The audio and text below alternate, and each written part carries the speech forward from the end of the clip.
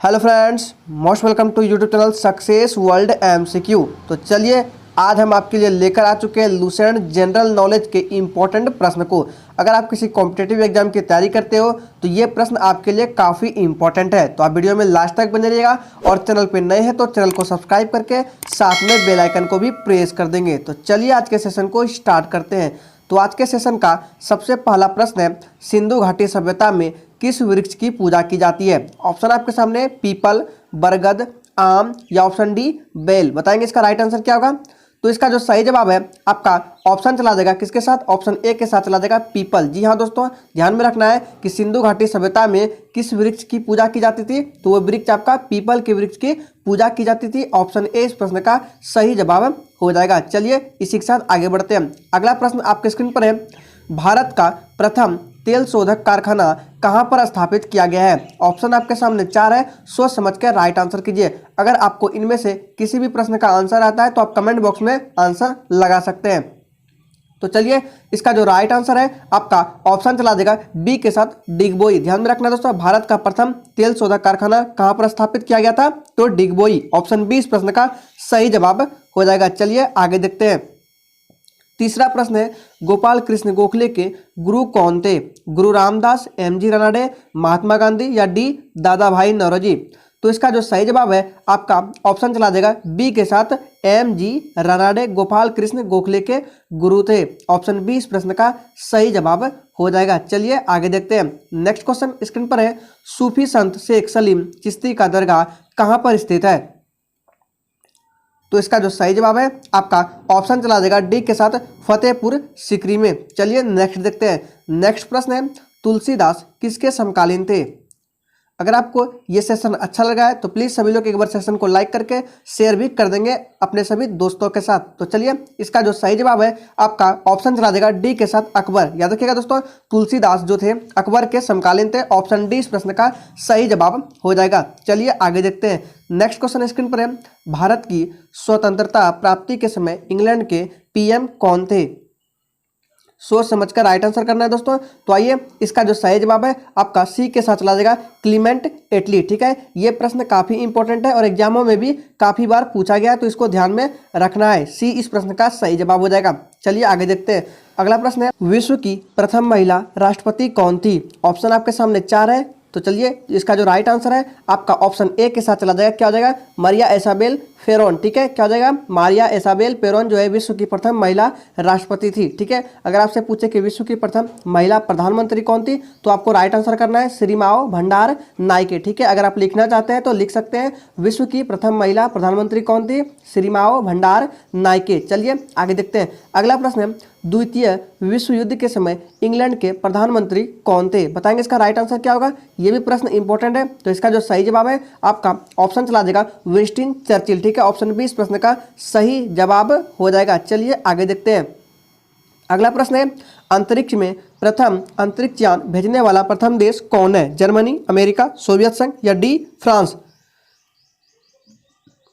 तो इसका जो सही जवाब है आपका ऑप्शन सी के साथ चला जाएगा सोवियत संघ, यानी कि रूस है। ठीक है, रसिया है आपका क्या हो जाएगा? अंतरिक्ष में प्रथम अंतरिक्ष यान भेजने वाला प्रथम देश। ठीक है दोस्तों, ऑप्शन सी इस प्रश्न का सही जवाब हो जाएगा। चलिए आगे देखते हैं। नेक्स्ट है, विश्व की प्रथम महिला राष्ट्रपति कौन थी? ये प्रश्न रिपीट हो गया है। इसका आंसर आपका क्या हो जाएगा? इसका आंसर आपका ऑप्शन ए के साथ चला जाएगा मारिया इसाबेल पेरोन। ठीक है दोस्तों, चलिए आगे देखते हैं। अगला प्रश्न है, हेली धूमकेतु पुनः किस वर्ष दिखाई देगा? तो आइए इसका जो सही जवाब है आपका ऑप्शन चला जाएगा ए के साथ 2062 में फिर से ये दिखाई देगा। ऑप्शन ए इस प्रश्न का सही जवाब हो जाएगा। चलिए आगे देखते हैं। अगला प्रश्न है, नेपोलियन बोनापार्ट किस देश का निवासी था? अमेरिका, फ्रांस, जर्मनी या डी इंग्लैंड। तो इसका जो सही जवाब है आपका ऑप्शन चला जाएगा बी के साथ फ्रांस। ध्यान में रखना है कि नेपोलियन बोनापार्ट फ्रांस देश के निवासी थे। ऑप्शन बी इस प्रश्न का सही जवाब है। नेक्स्ट क्वेश्चन है, यामा के लेखक कौन है? तो इसका जो सही जवाब है आपका ऑप्शन चला जाएगा ए के साथ महादेवी वर्मा यामा के लेखक है। ऑप्शन ए इस प्रश्न का सही जवाब है। नेक्स्ट क्वेश्चन है, रुद्रसागर झील कहां पर स्थित है? तमिलनाडु, राजस्थान, मध्य प्रदेश या डी कर्नाटक। इसका सही जवाब आपका ऑप्शन चला देगा सी के साथ मध्य प्रदेश में। ध्यान रखना है कि रुद्रसागर झील आपका मध्य प्रदेश में स्थित है। मध्य प्रदेश की राजधानी भोपाल हो जाएगा। नेक्स्ट है, माउंट एवरेस्ट पर सर्वप्रथम कब विजय मिली? 1955, 1945, 1950 या फिर 1953 में? तो इसका जो सही जवाब है आपका ऑप्शन चला देगा डी के साथ 1953 में विजय मिली थी। माउंट एवरेस्ट पर सर्वप्रथम चढ़ा गया था। ठीक है दोस्तों, नेक्स्ट क्वेश्चन है, आगरा के किले में दीवाने खास किसने बनवाया था? औरंगजेब, शाहजहां, अकबर या जहांगीर? तो इसका जो सही जवाब है आपका ऑप्शन चला देगा बी के साथ शाहजहां ने। इस प्रश्न का सही जवाब है ऑप्शन बी। नेक्स्ट क्वेश्चन है, कलिंग पुरस्कार 1952 में किस क्षेत्र में प्रदान किया जाता है? बताएंगे इसका राइट आंसर क्या होगा। इस प्रश्न का कहने का मतलब है कि कलिंग जो पुरस्कार है 1952 से किस क्षेत्र में प्रदान किया जाता है? तो इसका जो राइट आंसर है आपका ऑप्शन चला देगा डी के साथ विज्ञान में। ठीक है, कलिंग पुरस्कार 1952 से शुरुआत हो रहा है और ये किस क्षेत्र में प्रदान किया जाता है? तो विज्ञान के क्षेत्र में। ऑप्शन डी इस प्रश्न का सही जवाब हो जाएगा।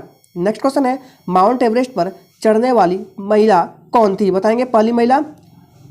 तो इसका जो राइट आंसर है आपका ऑप्शन चला जाएगा ए के साथ जुंको तेबई। ठीक है, क्या हो जाएगा? ये जुंको तेबई जी तो प्रथम महिला थे जो कि माउंट एवरेस्ट पर चढ़ी थी। ठीक है, ऑप्शन ए इस प्रश्न का सही जवाब है।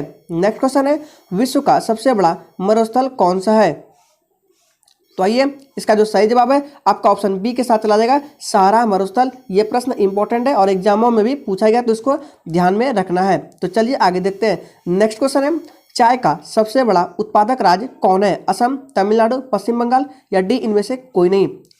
तो इसका जो सही जवाब है आपका ऑप्शन ए के साथ चला जाएगा असम। ठीक है दोस्तों, नेक्स्ट क्वेश्चन है, सुपरसोनिक विमान किस मंडल को हानि पहुंचाता है? क्षोभ मंडल, आयन मंडल, समताप मंडल या डी ओजोन मंडल? अगर आपको वायुमंडल के बारे में डिटेल में पढ़ना है तो आपको लिंक वीडियो के डिस्क्रिप्शन बॉक्स में मिल जाएगा या आपको आई बटन में लिंक दिख रहा होगा, वहां से जाके आप पढ़ सकते हैं पूरा वायुमंडल के बारे में डिटेल में, वो भी एनिमेशन के साथ, चित्र के साथ समझाया गया है। उससे आपका एक भी प्रश्न एग्जाम से बाहर नहीं जाएगा। ठीक है दोस्तों, तो इसका जो सही जवाब है आपका ऑप्शन चला देगा किसके साथ? डी के साथ ओजोन मंडल। ध्यान में रखना है कि सुपरसोनिक जो विमान है ओजोन मंडल को हानि पहुंचाता है। ऑप्शन डी इस प्रश्न का सही जवाब हो जाएगा। नेक्स्ट क्वेश्चन है, संयुक्त राष्ट्र संघ की अधिकृत भाषाओं की संख्या कितनी है?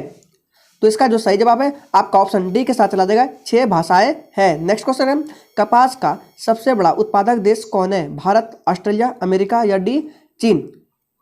और वीडियो के लास्ट में आपको कमेंट बॉक्स में अपना स्कोर जरूर बताना है कि आपने कितने क्वेश्चंस का सही जवाब किए हैं। तो इसका जो सही जवाब है आपका ऑप्शन डी के साथ चला जाएगा चीन। ठीक है दोस्तों, कपास का सबसे बड़ा उत्पादक देश कौन है? तो चीन हो जाएगा। ऑप्शन डी इसका सही जवाब हो जाएगा। नेक्स्ट क्वेश्चन है, औरंगजेब की माँ का नाम क्या था?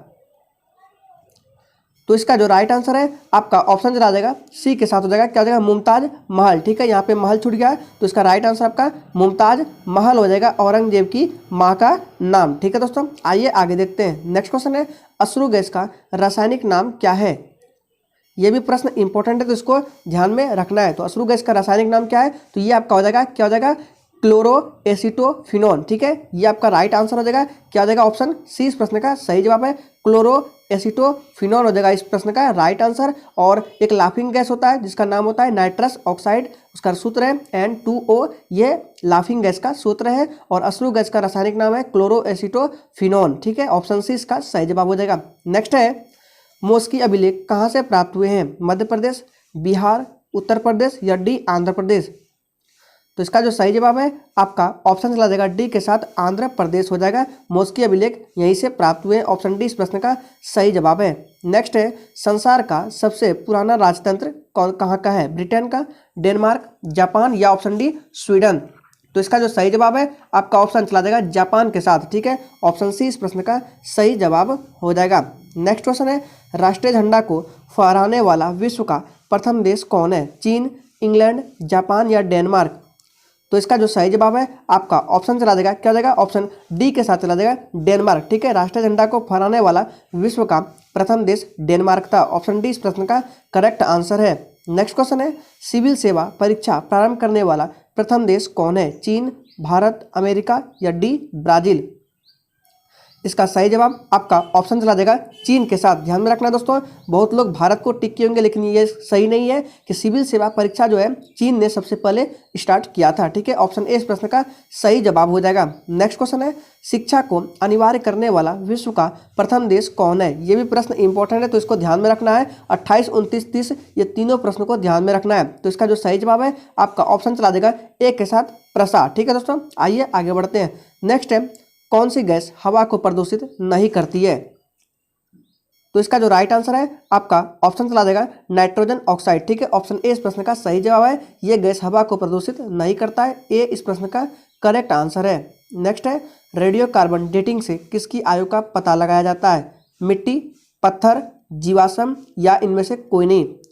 तो आइए, इसका जो सही जवाब है आपका ऑप्शन सी के साथ चला जाएगा जीवाश्म। ठीक है दोस्तों, यहाँ पे मिस प्रिंटिंग है, यहाँ पे गलत लिखा गया है, तो यहाँ पे क्या हो जाएगा जीवाश्म हो जाएगा।